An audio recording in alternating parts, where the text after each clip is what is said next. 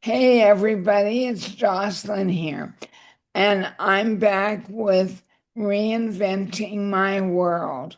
Now, for those of you that don't know, Reinventing My World, I've been focused on talking to people who've had some pretty traumatic, life-changing experiences. Um, and I mean, I have really talked with a lot of interesting people. Uh, but before I forget, please hit the like button. And you know what? If at the end of this and you say, you know what? That was a bunch of crap, you can always hit on like at the end. Anyway, like I was saying, I've talked with Ryan Stratsnitsky from the Humboldt bus crash. I've talked with Chris Cedarstrand, and today I am talking with Dr. Matt Rawluk. You know, the one thing these three people have in common is the fact that they had something really horrendous happen. And guess what? They rose above it. Um, and actually, there is something, Matt, that you said that sticks in my head. If stuff happens, right? And if it does, you can either stand on it or not let you drag you down, right? Anyway, here is everybody. Let me, before I forget again, introduce you to Matt Rawluk. He has a doctorate in biochemistry from the U of A, and he is the operations manager for Claystone Waste. And a little bit of background, Claystone has the largest landfill area in Canada. Now, Claystone is very innovative. They operate a composting program in addition to being class 2 landfill. And I understand that you're also getting more into the recycling end as well, Matt. Is that right? That's Anyway, correct. Yeah. now, so what year, Matt? I have my notes are not good. I've got 2000 and it could be 2021, 22. When did you get Guillain-Barré syndrome? I got Guillain-Barré syndrome in March of 2023. So I first noticed it in March 6th, and by March 9th and 10th, I was in the hospital and couldn't even twitch my legs. Yeah. Wow.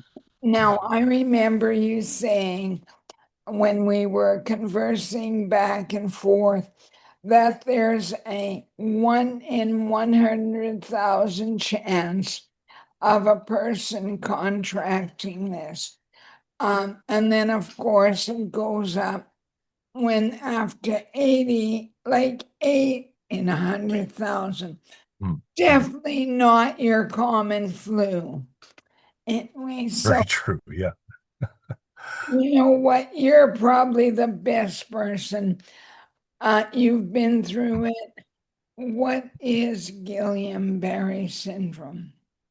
Sure. No, I'm happy to talk about it. So Guillain-Barré syndrome is it's an it's what you get when you combine a very bad autoimmune reaction with the inverse of a lottery ticket. It is a mixture of bad probability and a very vigorous immune reaction. So what I mean by that is, fortunately, to our knowledge, presently, Guillain-Barré is not genetic, so it's not something that I will have to warn my children or my other relatives about, thankfully. But it is something where uh, there are certain things that can be more likely to cause it across populations. So very common In seniors, for example, at advanced age, if they get a gastroinfection from Campylobacter jejuni in particular, there are things that bacteria does that play games to mask itself from the immune system that can cause the immune system to engage in friendly fire. In my case, I had strep throat, and then I had an antibiotic that I did not know I was allergic to, amoxicillin, that was used to treat it. It was the right antibiotic to use for anybody but me. And a combination of strep throat and the very vigorous allergic reaction was enough to cause my immune system to attack my nerves. And so Guillain-Barré syndrome at its base is an autoimmune attack on it's the myelin sheath, they're called Schwann cells, that insulate your nerves, or the axons, the long components that transmit nerve signals in your nerves. And I've referred to it as the biochemical equivalent of being thrown out of an airplane. You don't even know it's happened until it's too late to stop. If the damage occurs within a matter of hours or days, but then the death of those cells subsequent to that takes several weeks or even a month. And so you have this lag time where you're not aware that you have the disease, but you are already on an irreversible path to a very complicated recovery, a tremendous, remarkable amount of pain, motor paralysis, smooth muscle paralysis, and things like your throat. And there is nothing to do but try and ride it out the best you can with some small supportive treatments. But you are going to have some level of paralysis or nerve paresthesia, the tingling, the loss of sensation. You're going to have a tremendous amount of pain, and there's really nothing you can do about it but brace for impact. So Guillain-Barré syndrome, in my case, it manifests differently in different people. I've met people with the syndrome there was a young fellow who was 18 years old that came in to the hospital after I was a few weeks in. He had no function in his arms. He had such weak respiration. He had to go to the ICU and be intubated and sedated. But 3 weeks later, he walked out of hospital and his legs worked the whole time. For me, it started in my toes and crept up as high as sort of the midline of my chest. I say sort of everything below the nipples, I suppose, was very, very weak. I couldn't flex my abdominals. I couldn't flex my buttocks. I couldn't wiggle my toes. And it felt like I was sort of dipped in hot oil. It was akin to being cremated alive, is the analogy I used for brevity. Couldn't stand the weight of a bed sheet. Couldn't stand if someone brushed up against my feet or my toes. It was like they were being crushed in a hydraulic press. Couldn't tell what direction my feet were, my arm. I couldn't tell which direction my shoulders and arms were pointing. If I closed my eyes, it felt like my arms were over my head, etc. And my breathing got extremely weak. Now, I didn't need to go to the ICU, thankfully, but I was this close. And allegedly, I figured out a way to get good enough numbers on my breathing test that I didn't need intubation. But I had a feeding tube. I had my eyeballs taped shut so I wouldn't go blind during sleep periods. It was unequivocally the worst experience of mine and my family's life, and all because of an inward autoimmune attack on my nervous system. It sounds pretty rough. I mean, when you first started feeling symptoms, how long before you decided to go to the hospital? Yeah, that was, this is not a good look for me. I was at a work conference in Toronto that we had flown in on the Sunday. That was March 5th. On the morning of this, or on the morning of the 6th, we hit the trade show floor. It was a large mining conference, about 9,000 attendees at the convention center there. And at the end of the day, I thought to myself, man, I got to get some new shoes. My toes were tingling. You know, when you have that just aching, throbbing feet, almost like your foot's falling asleep, right? And I thought, I said to my colleague who was with me, I said, this is BS. I got to get some new shoes. Too much walking. This is terrible. So, I was telling jokes, but I knew something was seriously wrong. And like any stubborn, bullheaded man, I probably should have sought treatment sooner. But I sort of grinned and bore it overnight. And in the morning at breakfast the next morning, it had crept up to my knees and my calves. I had immense, just gripping cramping in my calves, spasmodic, uncontrollable cramping. My legs felt like they were full of lead. I knew that I was getting weaker and weaker by the minute, and it wasn't getting better. And the thing that concerned me, I thought, well, maybe this is sciatica or something, but it was the same on both sides and progressing at the same rate. And that was tremendously concerning, to say the least. So I asked my colleague to kind of stroke check me and make sure I didn't have some sort of, you know, unilateral sort of droop in the face, things that, unfortunately, all too well, yourself as well. And so I asked for sort of the fast and the sing sort of checks, did a quick look, seemed okay. And then I thought, well, I'm really in trouble. So we made the decision to, again, in retrospect, it seems silly, but to stay and finish out the conference through the Wednesday of the week. So that was 2 more days. And I said to him, I said, there's either something so bad it can't be fixed. I have a brain tumor or something impinging on my cerebellum, and I have 2 weeks to live, and I'm never going to see my kids grow up. And that was a very sad thought. And I thought, no, don't think so. Nothing I can do if it is. Let's finish this out. And then if I'm going to be stuck in hospital for days or weeks or months, I'm sure as heck not getting stuck the whole country away from my children in Leduc, right? So I said, well, if I can get on the plane, then I'll go to the hospital at home. And so I went the very next morning after I got home. Didn't want to scare the kids, so we let them get settled and off to school and day home and stuff. And then went to one treatment center, inconclusive diagnosis, not a lot of familiarity because of the rarity of the disease and the way I was presenting. Um, Spent a day of doctoring and testing that was really inconclusive. But then now we're on the Friday morning. This would be, I believe, March 10th. Again, got the kids off to where they were going, and I couldn't even hardly get myself out of bed to go and use the toilet.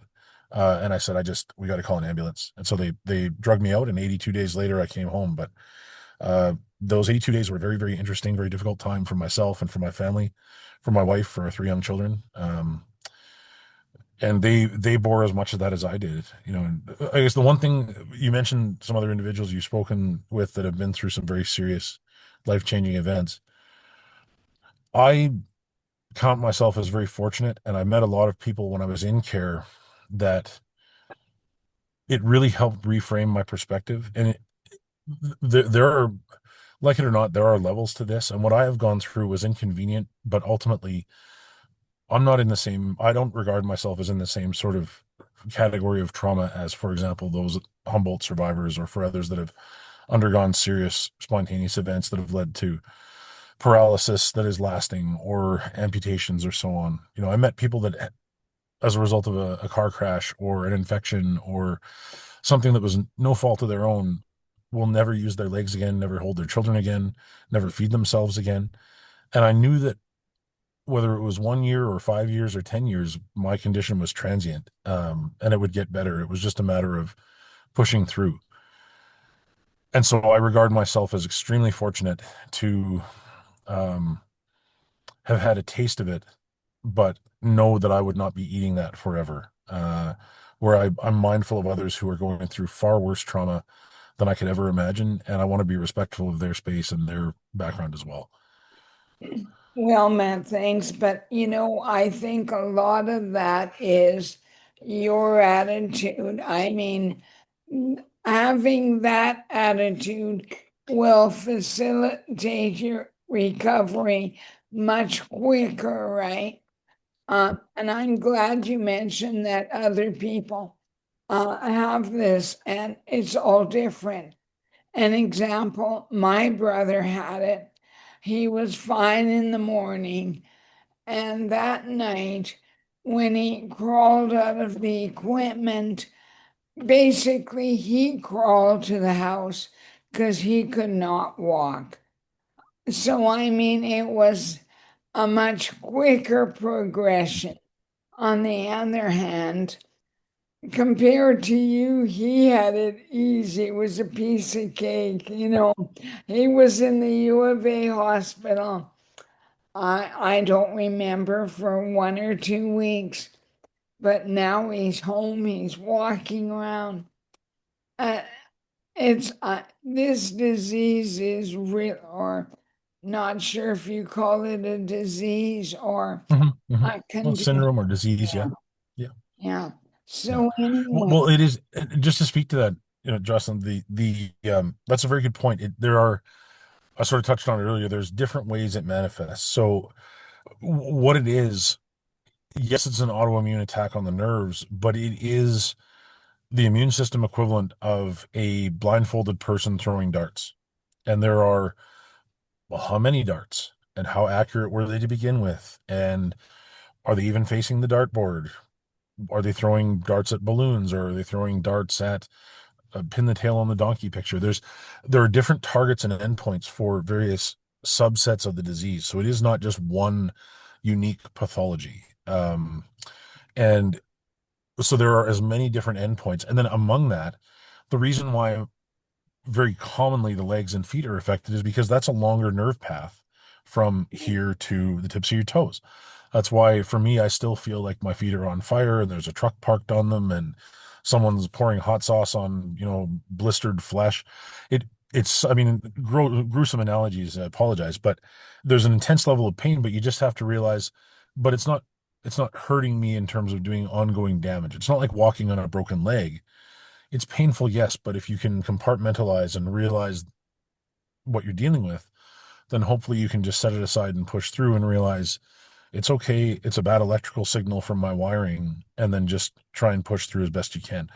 There are lots of people who have extreme like vision defects or have lasting paralysis or things in their face. Like I have there's the nerve that comes out and controls essentially your face from the sort of scalp to chin. I still get jaw cramps where it feels like someone's hauling me out of water like a fish.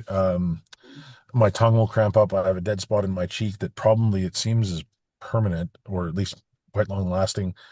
If I suck on a straw, my left eye will blink because the muscles in my upper cheek and my eye lid have sort of got the same wiring now because of an error in the healing. It's called synkinesis, where you sort of overlap two nerves and they fuse a bit. So there's lots of things that can follow on during the healing phase because you really are unwiring a significant part of the body's neurology.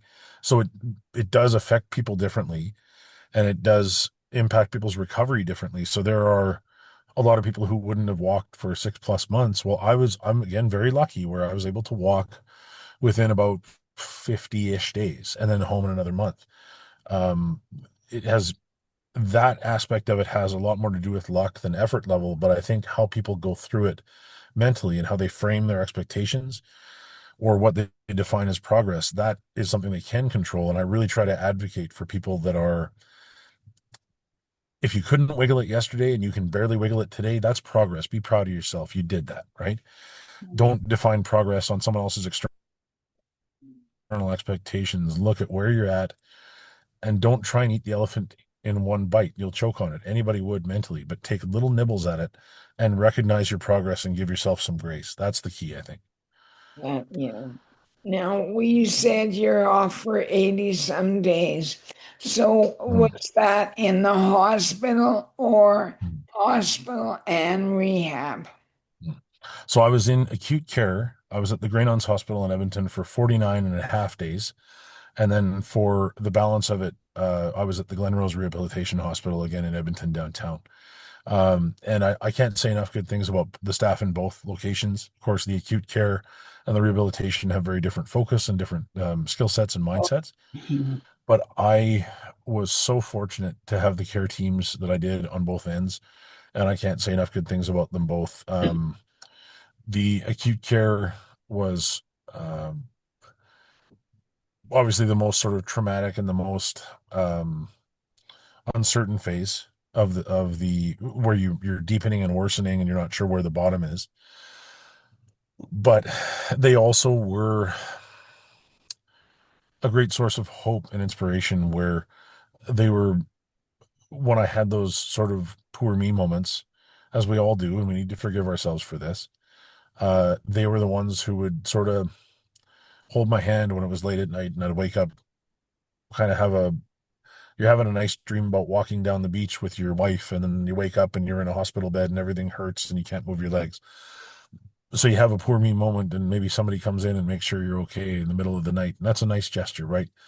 So the the rehabilitation phase at the Glenrose, I can't say enough good thing about those folks. I've recently participated in the Courage Gala to help us raise money for the therapeutic pool, which is being rebuilt hopefully before 2028. We raised about 1.6 million at the Courage Gala, thanks to the effort of, the board and the committee and the, can't say enough good things about those folks for letting me participate. But the Glenrose was such a wonderful, specialized place where you could just get to work and they could let you be your very best. And they had the Oh, skill set to guide you. It was tremendous. that's awesome. Now, your wife stood beside you all the way. You Sure have did. Yeah, children, right? How many? we do. We do. There's three children. So at the time, they were 4, 2, and 6 months. So 4 years, 2 years, and 6 months, two boys and a girl. Yeah, they're now 7, 5, and 3. And well, our 5-year-old is at the end of the month, he's 6. But the my wife is my hero, and I tell anybody who will listen early and often that she jumped into this with no notice, no warning, no preparation, no guidance from anybody else. We have very little familial support. We don't have a large extended family that's just down the block that can help watch the kids and so on. We're not without support, but it's not like we live in a village where, it's 78%, close relatives. So she jumped into this with both feet and just, hey, I love you. I got you. Whatever you need, I'm here for you. And I told her, just please focus on yourself and the children. I will be here when you want to come visit. That's fine, but don't worry about me. I've got my job to do and you've got yours. Take care of yourself. If it's a choice between coming to see me or getting some rest and having a shower by yourself because our 6-month-old is sleeping, please, for the love of goodness, take care of yourself. Yeah. And still, amongst it all, she found time to visit me, a few days a week, too much, really, to be there several times a week at least, to um, bring me comfort items, books to read, things. There's only so much phone doom scrolling you can do, especially when you can't really hold it in your hand because your hands don't work. Um, she was so good at keeping the family abreast of what was going on, the larger extended family all over the place.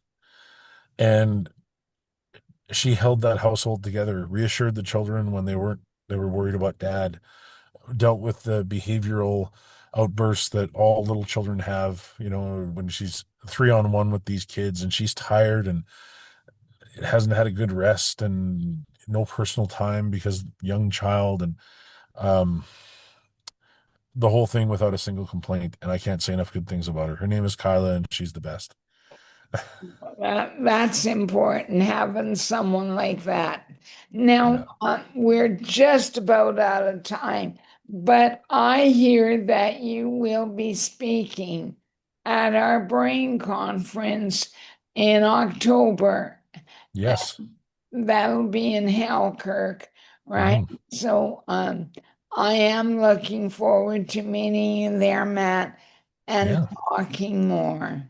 No, I'm excited to be there. And I thank you for, with our initial meeting for welcoming me into your lovely home and to sit there with you and Alvin and um, to meet you face to face and to follow up with this has been tremendous. I look forward to October and I've been very fortunate to meet some of the other members of the association and it's just been great. So, That's great. mhm. Well, Matt, thank you so very, very much.